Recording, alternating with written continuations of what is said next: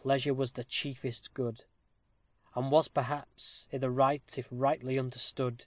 His life he to his doctrine brought, and in his garden's shade that sovereign pleasure sought.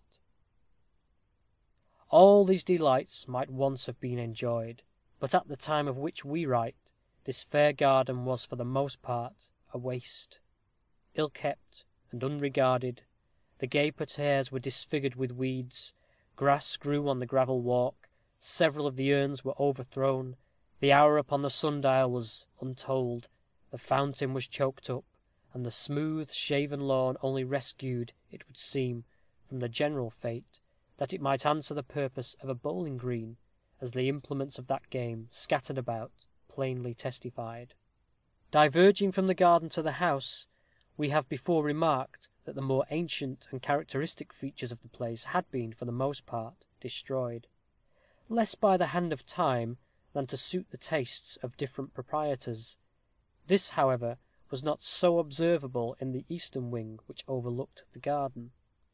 Here might be discerned many indications of its antiquity, the strength and solidity of the walls, which had not been, as elsewhere, masked with brickwork, the low Tudor arches, the mullioned bars of the windows, all attested its age.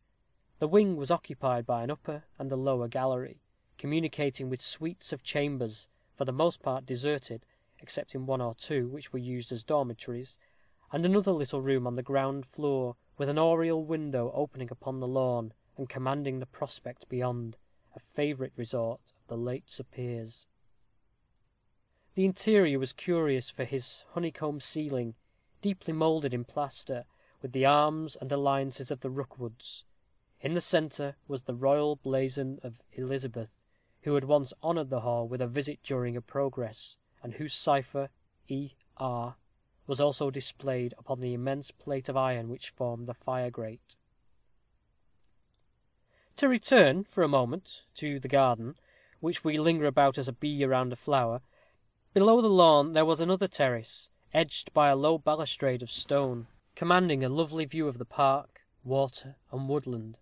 High hanging woods waved in the foreground, and an exquisite sweep of flat champaign country stretched out to meet a line of blue, hazy hills bounding the distant horizon.